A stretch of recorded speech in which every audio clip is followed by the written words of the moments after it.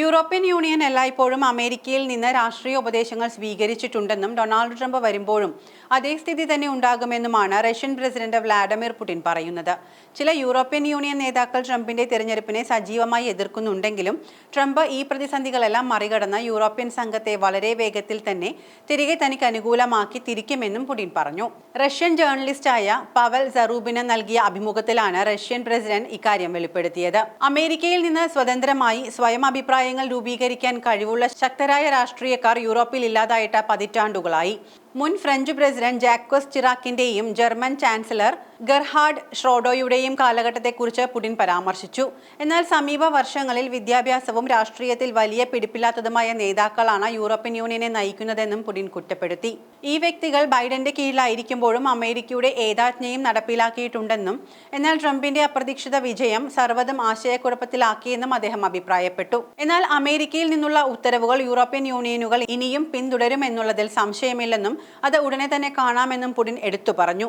അധികം താമസിയാതെ തന്നെ എല്ലാ പാശ്ചാത്യ നേതാക്കളും തങ്ങളുടെ യജമാനൻ ട്രംപിന്റെ കാൽക്കീഴിൽ എത്തി നിന്ന് പതിയെ വാലാട്ടുന്നത് തുടരുമെന്നും പുടിൻ പറഞ്ഞു. അമേരിക്ക ആദ്യം എന്ന നയം, യൂറോപ്യൻ യൂണിയൻ ഉൽപ്പന്നങ്ങൾക്ക് തീരുവ ചുമത്തൽ, യുക്രൈൻ സംഘർഷത്തിന്റെ ഗതിമാറ്റൽ എന്നിവയാൽ പരിഭ്രാന്തരായ പല യൂറോപ്യൻ നേതാക്കളും കഴിഞ്ഞ വർഷം പ്രസിഡന്റ് തെരഞ്ഞെടുപ്പിലുടനീളം ട്രംപിന്റെ വൈറ്റ് ഹൌസിലേക്കുള്ള മടങ്ങിവരവിൽ ആശങ്ക പ്രകടിപ്പിച്ചവരായിരുന്നു.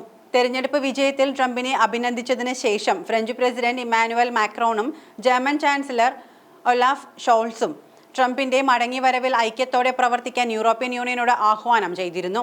എന്നാൽ കാനഡ, മെക്സിക്കോ തുടങ്ങിയ രാജ്യങ്ങളിൽ നിന്നുള്ള ഉൽപ്പന്നങ്ങൾക്ക് ഗണ്യമായ നികുതി ഏർപ്പെടുത്താനുള്ള ട്രംപിന്റെ നീക്കം വലിയ രാഷ്ട്രീയ പ്രക്ഷുബ്ധതയിലേക്കാണ് കാര്യങ്ങളെ നിലവിൽ കൊണ്ടെത്തിക്കുന്നത്. ട്രംപിന്റെ നടപടികളോട് ആനുപാതികമായ രീതിയിൽ പ്രതികരിക്കുമെന്നാണ് ബെൽജിയം പ്രതിജ്ഞയെടുത്തിരിക്കുന്നത്. അതേസമയം ഫ്രഞ്ച് പ്രധാനമന്ത്രി ഫ്രാങ്കോയിസ് ബെയ്റു കഴിഞ്ഞയാഴ്ച ട്രംപിനും അദ്ദേഹത്തിന്റെ നയങ്ങൾക്കും ഒപ്പം നിൽക്കാൻ യൂറോപ്യൻ യൂണിയനോട് അഭ്യർത്ഥിച്ചു.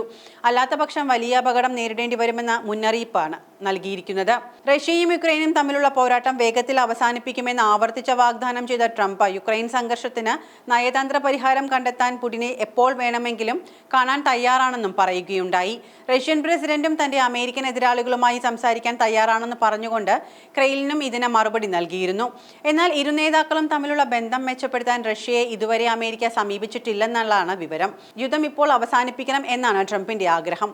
എന്ത് നടപടിയാണ് ഇതിൽ ഇനി ട്രംപ് സ്വീകരിക്കുക എന്നാണ് അറിയേണ്ടത്.